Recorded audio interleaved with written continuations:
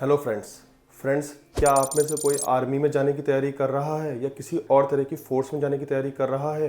तो आपको मैं ये बता दूं कि आर्मी के मेडिकल एग्जामिनेशन में वेरिकोज वेन एक ऐसी समस्या है जिसकी वजह से हजारों कैंडिडेट्स मेडिकल एग्जाम में फेल हो जाते हैं। लेकिन फिक्र मत करिए, आज मैं आपको एक ऐसा उसका परमानेंट सॉल्यूशन बताऊंगा कि जिसके थ्रू आप अपने सपनों को साकार कर सकते हैं और वेरिकोज वेन होने के बावजूद भी आप आर्मी में जा सकते हैं उन वेरिकोज वेन का सॉल्यूशन कराकर। दोस्तों, मैं हूं डॉक्टर दीपक अग्रवाल, मैं जयपुर से हूं। मैं एक वेस्कुलर इंटरवेंशन रेडियोलॉजिस्ट हूं। तो दोस्तों, आज मैं इस वीडियो में आपको क्या क्या टॉपिक कवर करने वाला हूं कि पहला, वेरिकोज वेन होती क्या है और क्यों होती है और संभावना क्यों होती है। दूसरा, कि आर्मी में या किसी भी तरह की फोर्स में इसको बहुत सीरियसली क्यों लिया जाता है। तीसरा, कि इसके ऐसे क्या अर्ली सिम्टम्स है जिससे हम इसको आइडेंटिफाई करें। चौथा, कि ट्रीटमेंट के क्या क्या अवेलेबल ऑप्शंस है। उसके बाद कि क्या लाइफस्टाइल मॉडिफिकेशन किया जाए कि जिससे कि वेरिकोज वेन या नहीं हो या फिर बहुत अर्ली स्टेज में है तो उनको रोका जा सके। छठा, कि हमको इस वेरिकोज वेन होने के बाद क्या रिकवरी टाइम चाहिए या फिर आर्मी के मेडिकल एग्जामिनेशन में जाने से पहले हमें किस तरह की प्लानिंग करनी चाहिए। तो दोस्तों, हम शुरुआत करते हैं कि वेरिकोज वेन आखिर होती क्या है और ये क्यों होती है। तो दोस्तों, वेरिकोज वेन में क्या होता है कि अपने पैर में दो तरह की वेसल्स होती है। एक तो खून को किसी भी अंग तक लेके जाने वाली जिसको आर्टरीज बोलते हैं, और एक खून को, गंदे खून को, डीऑक्सीजनेटेड ब्लड को वापस हार्ट तक लेके आने वाली जिसको वेन बोलते हैं।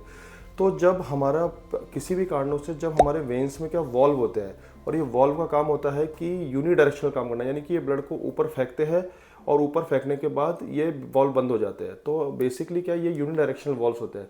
लेकिन किसी भी कारणों से, इधर आनुवंशिक कारण, हार्मोनल्स कारण, लॉन्ग स्टैंडिंग ऑक्यूपेशनल कॉज, किसी भी वजह से अगर ये वॉल्व डैमेज हो जाते हैं तो ये जो ब्लड ऊपर जा रहा था ये नीचे रुकना चालू हो जाता है, और धीरे धीरे धीरे धीरे धीरे धीरे ये ब्लड नीचे रुकते रुकते वो वेन्स जो 1-1.5 मिलीमीटर या 2 मिलीमीटर की होती है वो फूल कर बहुत ज़्यादा मोटी हो जाती है, और फिर उसको अंदर जहाँ स्पेस मिलता है वो ट्विस्ट और टॉर्चुअस होती जाती है। तो इसको वेरिकोज वेन बोलते हैं। अब बात करें कि आर्मी या किसी भी तरह के पुलिस वाले को बैकग्राउंड में या और किसी फोर्सेस बैकग्राउंड में तो सीरियसली क्यों लिया जाता है। इस टाइप की जो जॉब्स होती है ये, इसमें काफ़ी ज़्यादा मतलब एक्सट्रीम रिक्वायरमेंट्स होती है। काफ़ी लोगों को इसमें लॉन्ग स्टैंडिंग खड़े रहना पड़ता है। तो अगर किसी को एंट्रेंस के टाइम ही अगर वेरिकोज वेन है तो इसका मतलब डेफिनेटली उसकी भविष्य में लाइफ और हैम्पर्ड होगी। यानी कि अगर जब कभी आर्मी को या किसी भी तरह की फोर्स को अगर उस बंदे की जरूरत है तो हो सकता है कि वो उस समय अवेलेबल नहीं हो पाया। इसलिए आर्मी में इस कंडीशन को थोड़ा सा सीरियसली लिया जाता है, क्योंकि बहुत अजीब, बहुत ही डिफरेंट टाइप की उनको ड्यूटीज होती है, बहुत कॉम्बैट एरिया में भी उनको काम करना पड़ता है। तो इसलिए इस चीज़ को बहुत सीरियसली लिया जाता है। अब हम आते हैं कि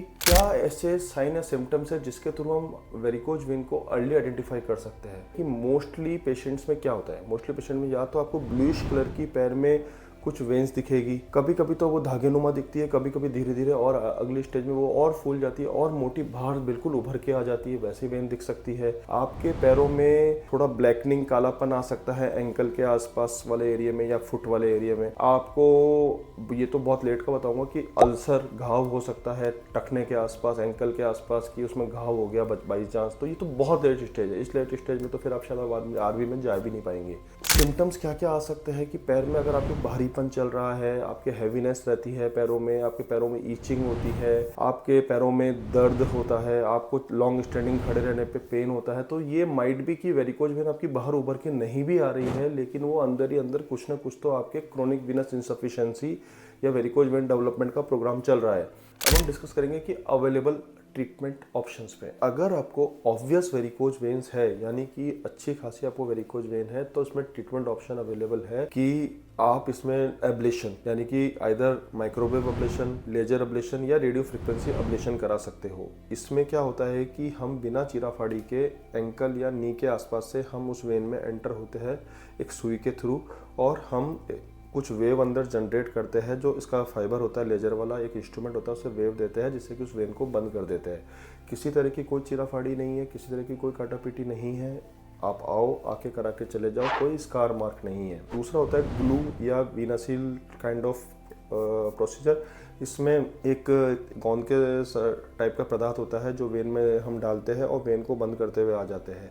तो इसमें भी किसी तरह की कोई एनेस्थीसिया की रिक्वायरमेंट नहीं हो रही। ओपीडी बेस्ड प्रोसीजर है या maximum day care based procedure है। किसी तरह की कोई चीराफाड़ी नहीं, कोई टाकापिटी नहीं। तो दोनों ही तरीके बहुत नोवल सर्जरी है।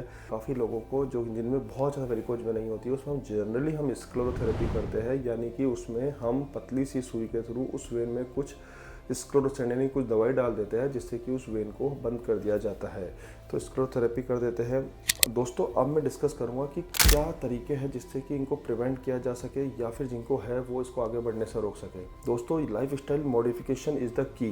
सबसे इंपॉर्टेंट जो मेथड है वो लाइफ स्टाइल मॉडिफिकेशन, यानी कि जिनको अर्ली स्टेज है उनको भी लाइफ स्टाइल मॉडिफिकेशन अपनाना है, जिनको लेट स्टेज और जो ऑपरेशन करा चुके हैं उनको भी लाइफ स्टाइल मॉडिफिकेशन अपनाना है। दोस्तों मैं आपको कुछ ऐसे टिप्स देना चाहूँगा जो मेरे अनुभव, मेरे एक्सपीरियंस के आधार पे बहुत ही उपयोगी सिद्ध हुए हैं मेरे काफ़ी पेशेंटों में, मेरे मोस्ट ऑफ द पेशेंट्स में।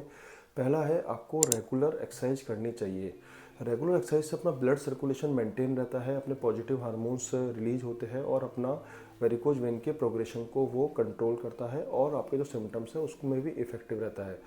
दूसरा, रेगुलर वॉकिंग। अगर आप कम से कम 20 से 30 मिनट अगर रेगुलर वॉक कर रहे हैं तो उससे भी आपका ब्लड का सर्कुलेशन अच्छा रहता है। आपकी काफ मसल स्ट्रेंथन होती है, मजबूत होती है, जिससे कि वो भी कंट्रीब्यूट करती है ब्लड को नीचे से ऊपर फेंकने में ग्रेविटी के अगेंस्ट। तो रेगुलर एक्सरसाइज करना भी आपके लिए बहुत ज़्यादा ज़रूरी है।